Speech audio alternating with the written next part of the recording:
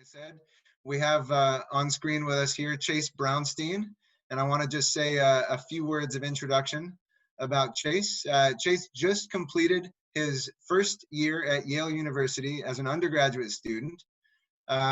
He lives and grew up in Stamford, Connecticut, and for many years, I believe since 2013, he has been a research associate at the Stanford Museum and Nature Center, where he has done a lot of work, and in addition has spent a lot of time helping to deliver public programs and talking with people there about paleontology.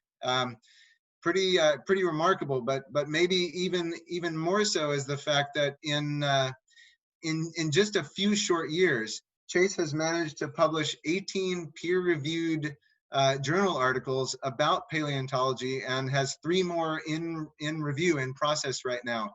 This is something that usually most people don't get to until well beyond their graduate student career.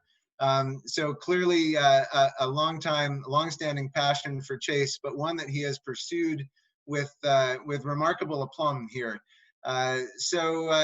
Just in terms of letting you know a little bit more about Chase's interest, I won't spoil too much here because he's really going to be getting right into this, but he's really interested in the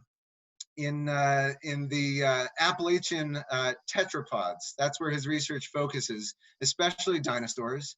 And more recently, he's worked on describing Cretaceous theropod specimens from the east coast of the US, hoping to get a better understanding of these obscure but incredible creatures. So today, that's what he's going to be telling us about. You've seen the title, you know why you're here. So without any further ado, I'm going to turn it over to the expert here, Chase Brownstein. And Chase, if you can share your screen and take it away, we'd love to hear from you. Thanks. All right. Well, thank you so much for that introduction. My name's Chase. I'm a research associate at the Stanford Museum and an undergraduate at Yale. And today I want to talk to you all a bit about a research project that I've really been working on for about 5 years now, and that's on the dinosaurs of Eastern North America. So everybody knows the dinosaurs from the Western United States, T-Rex, Triceratops, but the dinosaurs from really around here, from New York, Connecticut, New Jersey, Delaware, we know far less about. So I'm going to try to talk a bit about those today and try to give you a sense of how diverse and sort of what types of dinosaurs were living here. Before we start on that, though, I want to talk a bit about how this sort of research project developed. I'm very interested in how evolution works in relation to geography and geographic change. So geography plays a very, very important role in shaping evolution. As continents and landmasses split, or oceans or seaways flood them, populations of animals isolate. And if they're sexually reproducing, right, then a lack of gene flow between those populations, in other words, they're not interbreeding, so they can't exchange genetic information, will cause them to sort of diverge along separate evolutionary paths. And this can facilitate or create new species, new types of organisms as those populations separate. A classic example is Darwin's finches. Darwin wrote about these. These animals separated apparently not only on the basis of which island he found them on, but more recently we know they've separated on the basis of which seeds they feed on. So those are some key factors there. So keeping this idea of geography as an influencer of evolution in mind, let's look at where the Eastern United States was during the time of T-Rex about 100 to 65 million years ago. A map of the world from then will show that Eastern North America was isolated from the American West by a big, shallow seaway called the Western Interior Seaway. This landmass that was isolated in the east is something that we call Appalachia. Now, one question is, what did it look like? What was the geography of Appalachia? Let's look a bit closer to see what that was. In Eastern North America, Appalachia, you can see it's isolated from that Western North American landmass, Laramidia. And Appalachia, despite being much larger than Laramidia, or rather much more sort of, much wider, is much less well known and well represented in the fossil record. We don't have as much as we do for Laramidia. Why is this? Well, if we look at where we get fossils in Eastern North America, geography and what sort of geographic features were present on Appalachia illuminate the answer.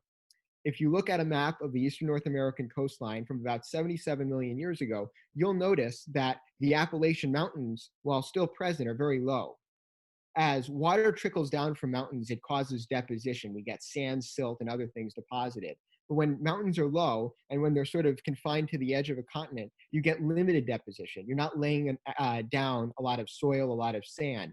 And that reduces the amount of stuff that you can actually get fossils sort of settled within, in which they can fossilize. So I want you to take notice of the fact that all of the Eastern North American coastline during the Cretaceous and those Eastern North American coastal states were mostly sort of underneath the ocean and underneath the coast of the Atlantic Ocean. And what that means is we get the majority of our dinosaurs that we find on the eastern coastline of the United States from marine deposits. We know this because we also find evidence of shark bites and other things on fossils I'll talk a bit more about.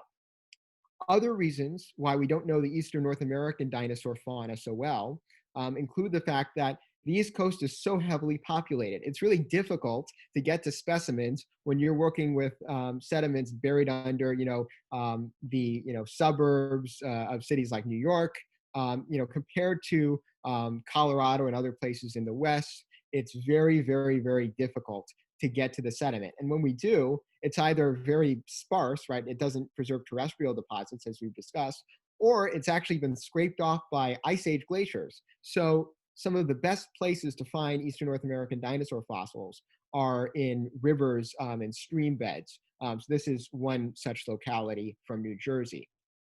So let's talk about what Appalachia looked like during the Cretaceous, the time of the dinosaurs. I want you to imagine the Eastern North American coastline as sort of being bordered by these long, thin islands, barrier islands, like we know them today in places in like North Carolina. These would have given way to gigantic marshlands and then forests formed by conifers and the earliest flowering plants. It would have looked a bit like this. While in Western North America, we see a huge diversity of dinosaurs, everything from Tyrannosaurs to ceratopsians to raptor dinosaurs, the dromaeosaurids, to ankylosaurs, those armored dinosaurs. The question has remained for about 200 years now, what do we get in Eastern North America? And so I want to start at sort of the beginning with one of the most iconic Eastern North American dinosaurs.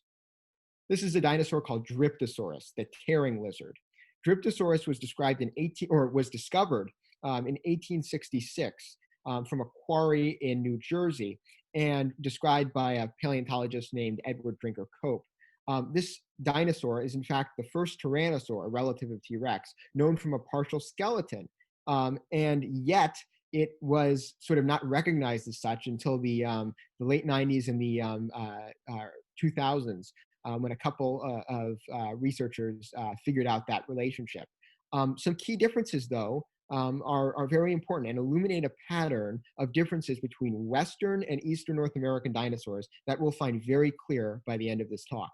One key difference is that compared to the minuscule arms of tyrannosaurs like Tyrannosaurus rex, the arms and specifically the hands of Dryptosaurus are gigantic. In Dryptosaurus, they were tipped with these massive claws. You can see that on the left, right?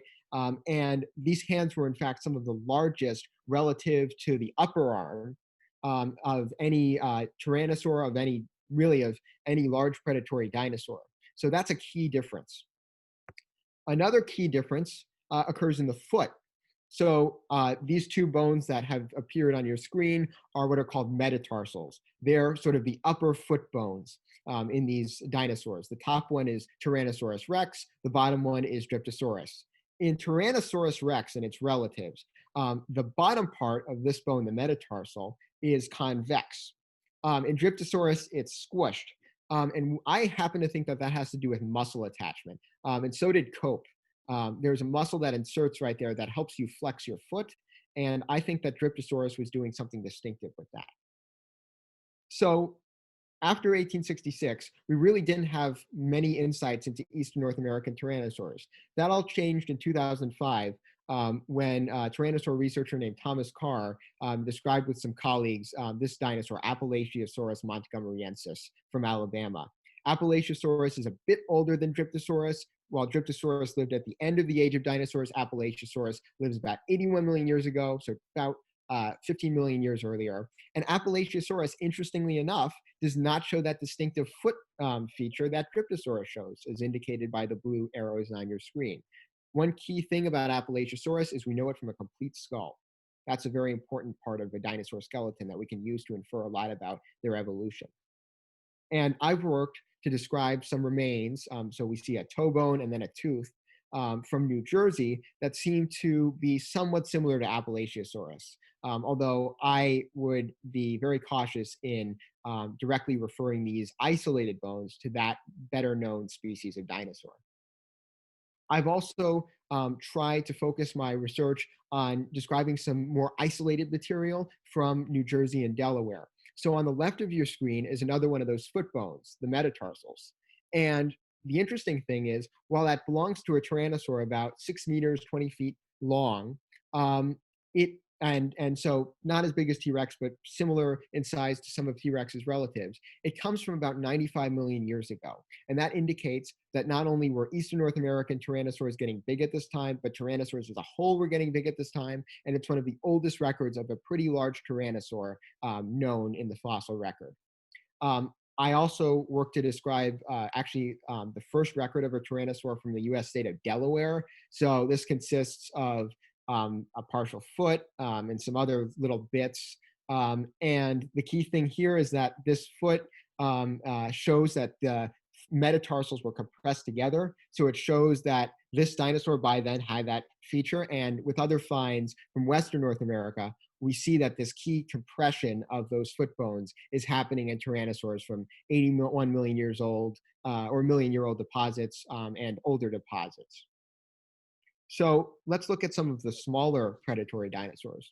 I've worked to describe several records of raptor dinosaurs, dromaeosaurs, from Eastern North America.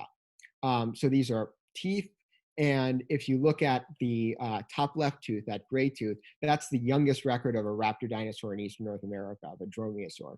And that's very important because it tells us that these guys were surviving right up until the end of the age of dinosaurs in Eastern North America. Raptor dinosaurs were also pretty diverse in Eastern North America. So those 78-million-year-old teeth from New Jersey come from a really big animal, probably around the size of some of the largest raptor dinosaurs known elsewhere in the United States and in the world. And we can tell these are raptor dinosaurs, dromaeosaurids, by the way that those little serrations on the tips or on the edges of the tooth sort of curve upward towards the tip. That's a key feature that shows these are raptor dinosaurs or dromaeosaurids. So I talked a little bit about how we see shark traces and other things on Eastern North American dinosaur fossils. So one key record of this happening is in ornithomimosaurs, the ostrich dinosaurs, so named because they kind of look like ostriches, but you've stuck a tail on them. And here are some records of those that I've worked on. To the left of the screen is a foot bone. And then these other two bones I've shown, one is a tibia, the other is a femur. The femur is the upper leg bone, the tibia is a lower leg bone. And these potentially show records of biological traces, scrapes and cuts from life forms that may have eaten these or lived on them. So herbivorous dinosaurs are also very diverse on Appalachia. We know of Eotrachodon in the upper right from Alabama. It's actually slightly older than Appalachiosaurus, but it's really complete. It's one of the most complete dinosaurs from Eastern North America. We know of Hadrosaurus, the oldest Eastern North American dinosaur known from a partial skeleton. This animal and Eotrachodon, that skull, right, show that these dinosaurs, the duck-billed dinosaurs, which many people know in the form of dinosaurs like Parasaurolophus, which that big crest on the back of its head, these guys show what the most primitive members of that group look like. And we also have relatives of this group, the Hadrosauridae, right, from Appalachia that are not quite true duck-billed dinosaurs, hadrosaurids. These include Lophorathon in the lower right, or lower left corner, from Alabama as well, and Claosaurus agilis from Kansas. So just to summarize here, what we're seeing in Eastern North America are not only the oldest, but the most primitive records of duck-billed dinosaurs known from the fossil record. And these really, really show some important changes to the skull and skeleton that were occurring in these herbivores. We get giant duckbills too. So Hypsibema crassicauda, this tailbone or caudal vertebra, was described on the basis of this, and then a bunch of other bones that didn't turn out to be that dinosaur. But we have a bunch of tailbones, these caudals, from North Carolina, and these tailbones suggest that duckbills reaching, lengths of 40 to 50 feet long were living in Eastern North America during the Cretaceous about 76 million years ago. We also have a record of giant duck-billed dinosaurs, hadrosaurids, from the Peabody collections. So this might actually be another portion of Hadrosaurus. That's kind of debated, but it includes a couple of lower leg bones that belong to a really, really big herbivorous duck-billed dinosaur. We have armored dinosaurs, as Western North America does. These are represented by scant remains, although one research team in Alabama is currently working on describing a new skeleton of these animals from Eastern North America. So I've highlighted one of these bones. That white bone is actually a cast of an armor piece called an osteoderm that would have lined the skeleton of the armored dinosaur, the nodosaurid. We have limited evidence for horned dinosaurs, although it doesn't look like they made it to Eastern North America until after that seaway that separated Eastern and Western North America closed up. And the only record we have is a tooth. But that's a very, very, very diagnostic fossil. It tells us a lot about which animal it belonged to. And this one is known from Mississippi. So that's a very, very important discovery. What happens at the end of the age of dinosaurs in Eastern North America? We have several clues that help us find the answer. We have Dryptosaurus from those latest Cretaceous 66 million year old deposits in New Jersey. We have relatives of Dryptosaurus, so those toe bones again, and then in the lower left corner, parts of a leg bone, a tibia from a dinosaur that was originally termed Dryptosaurus macropus, but is really not, you're not able to name a species off of that. And we also have duck-billed dinosaurs. One duck-billed dinosaur specimen shows the first record of our type of arthritis in dinosaurs. So you'll notice on the screen that all of these bones come from about 68 to 66 million years ago. At the end of the Cretaceous, 66 million years ago, we have the asteroid impact in Mexico, and that wipes out all non-bird dinosaurs. So these specimens come from the very end of the period when non-avian, non-bird dinosaurs existed. So if you'll remember, I talked a bit about whether dinosaurs from Eastern North America were very distinct from dinosaurs from Western North America. And one of the ways we can figure out whether that's actually the case is by doing a type of analysis called a phylogenetic analysis. What this analysis does is it produces an evolutionary tree showing the interrelationships of the species that we include in our analysis. So how do we read an evolutionary tree? This is a quick primer. If we suppose we have species A, B, C, and D, C and D are derived, right? They have the most inclusive clade, or exclusive clade rather, right? So B and A are excluded from that group. And B, C, and D form a group that's exclusive and excludes A.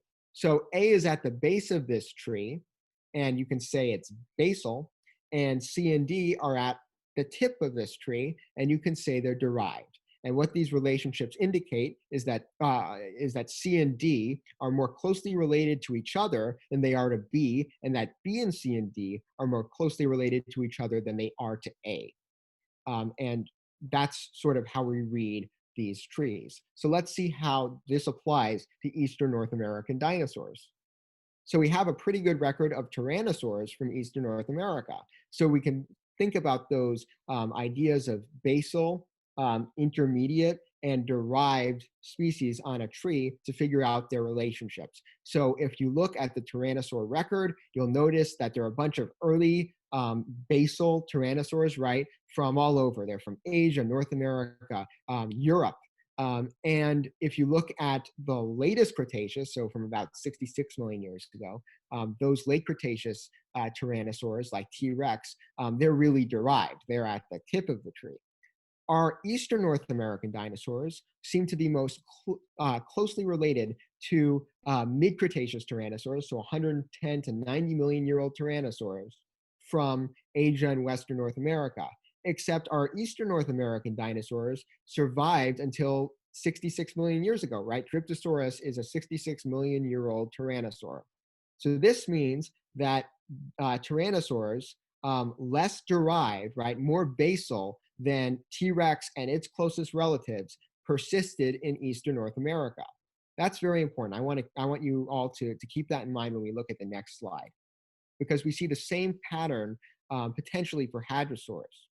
And what these two slides indicate is that Eastern North America, Appalachia, when it was isolated for about 30 million years during the Cretaceous, by that seaway, the Western Interior Seaway from Western North America, it functioned as a refugium.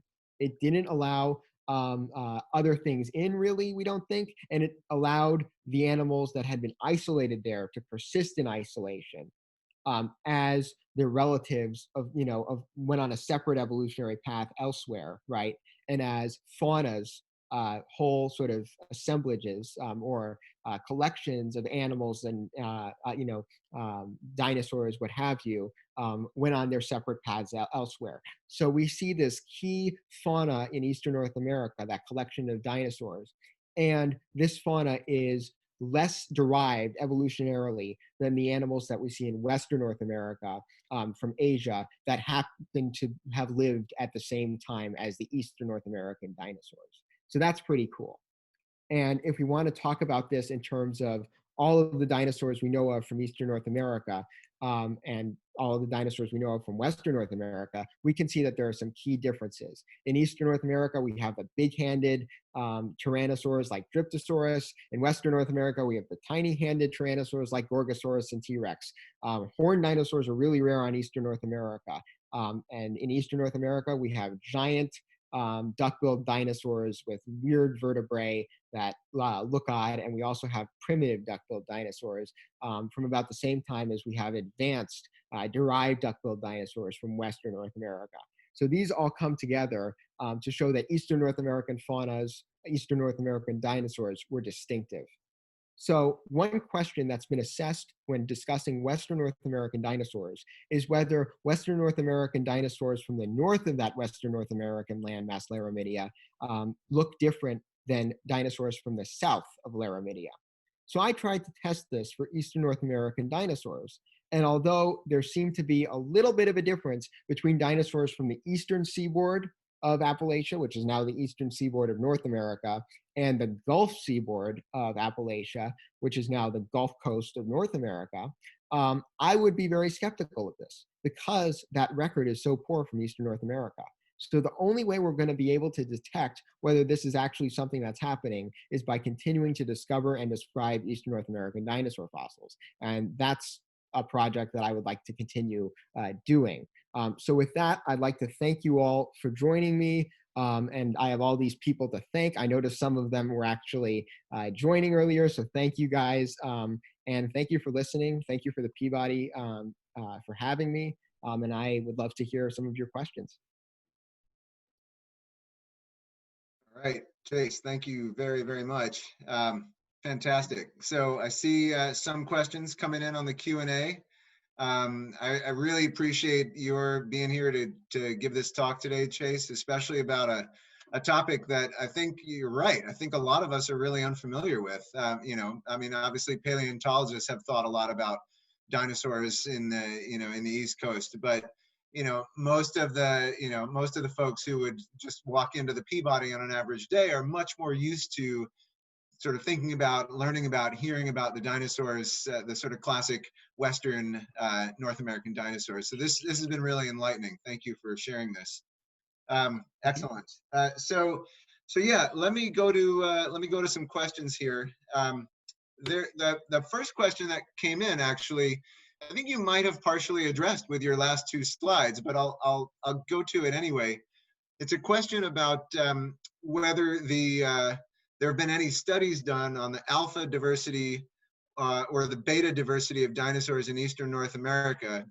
Alpha diversity being diversity within sites, and beta diversity being diversity sort of between distant, field sites.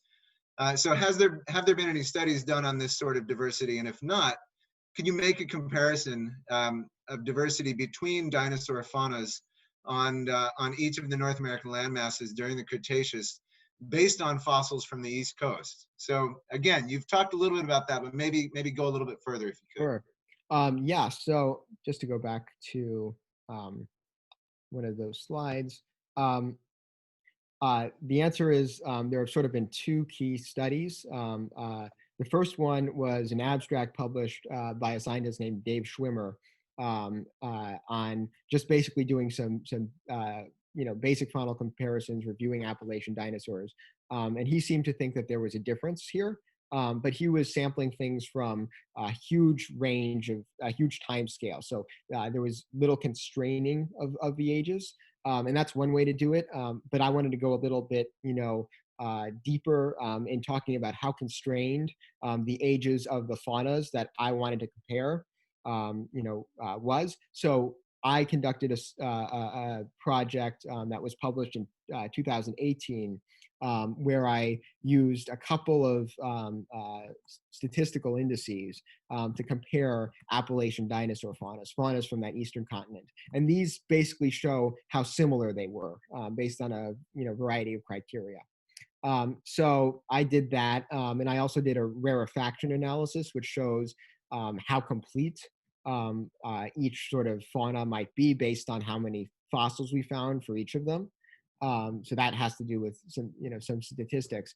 But some of the stuff that's been done for Western North American dinosaur faunas is pretty advanced when it comes to quantitative statistics. And I would not say that there's been a similar sort of research program that's been launched in Eastern North America. And I think that needs to wait for more specimens. Great, thank you. So there's been a couple of questions come in almost sort of from the other side of that same point, which is, have there been any fossils found in Eastern North America that are actually really similar to fossils found in Western? One question came in, are there any cases of actually the same species being identified from Appalachia and Laramidia? Yeah, no, that's an excellent question. So it's interesting because this has to kind of do with the history of Appalachian dinosaurs. As far as Appalachian dinosaurs are concerned, I don't think there's a single species of dinosaur from Western North America that you can confidently say is in Eastern North America. People have said such things, and usually it's based on just general comparisons. Alberta is known for its excellent fossils, and so everybody looks at Alberta when they want to make a comparison. But a lot of that stuff that's been assigned to Western North American species tends to be really fragmentary. So I don't know how confident I am in that. One dinosaur in particular is called Sauronitholestes. It's a raptor dinosaur, a dromaeosaur. It's something kind of like Velociraptor. And it's known from teeth from Eastern North America. And I happen to think those teeth are not Sauronitholestes. I think they're just dromaeosaurids, raptor dinosaurs that probably look somewhat similar to Sauronitholestes. So when it comes to non-dinosaurs, though, we do see several genera that are, shared between the West and the East. But even in those cases, it's probably a case of different species on different land masses. Cool, thank you.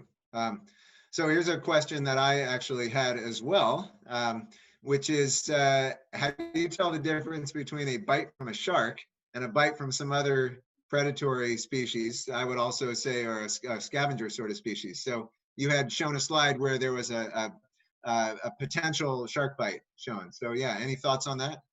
Yeah, so this is goes into a lot of work that's been done on in a subject called taphonomy. And taphonomy is the study of how the bones and the carcasses of animals are deposited and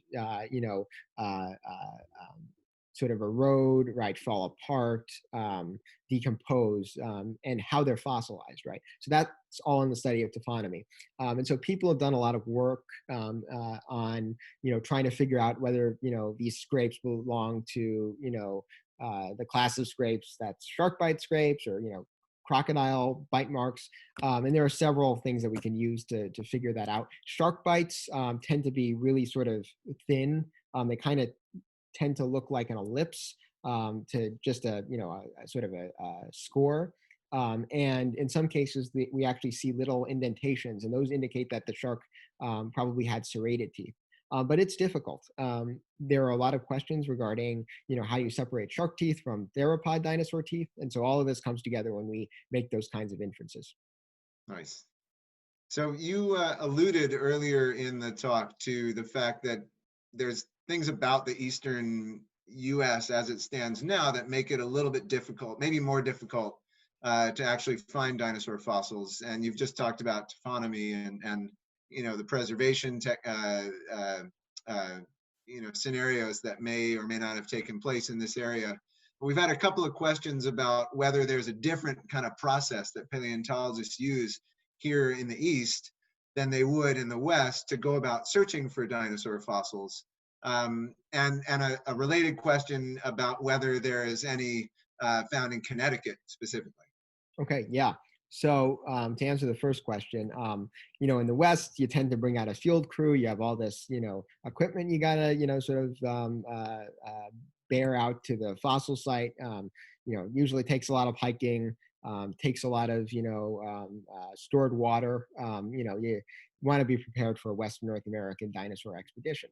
In Eastern North America, you're more likely to see professional paleontologists with a pair of waders on, and a sun hat. And that's because what we're doing is we're going into streams and we're basically kind of acting like gold prospectors. We have our sieves and we're just shaking them to see if any teeth stay in. That's sort of the general feeling of Eastern North American paleontology. And the key there too is pretty much all the specimens I've worked on have already been discovered. They're already in collections. People just haven't looked at them very recently. And so that, unleashes a treasure trove of interesting science that we can do. When it comes to the second question, in Connecticut, we do actually have dinosaurs, but they're from much, much older in time. They come from the Triassic and the Jurassic. So that's about, if I remember, about 250 to about 180 million years ago is sort of, the Triassic and early Jurassic. And our fossils come from the very end of the Triassic, so 200-ish million years ago to about 190 million years ago. They consist of footprints. We have great footprint sites in Connecticut. And we also have partial skeletons of primitive members of the group that would, give rise to the long-necked dinosaurs, the sauropods, as well as early theropods, animals that would give rise to everything from Allosaurus to Velociraptor to T-Rex. And they look similar to a type of theropod from New Mexico called Coelophysis. Great. So I think that actually addresses a couple more questions. Someone was wondering where they could go to see dinosaur fossils in Connecticut. Someone else asked about the trackways and whether the fossil trackways at places like Dinosaur State Park and so forth factor into our ability to assess similarities and differences between Eastern and Western dinosaurs. So I think you've just told us, I think those trackways are all from the Triassic and Jurassic, right? So they don't really come into play with regard to your research here on what you've just presented us today. But is there anywhere else other than the trackways, anywhere else in Connecticut that someone might go that they could see anything like this? The answer is you can in 2023 because the Peabody is going to be,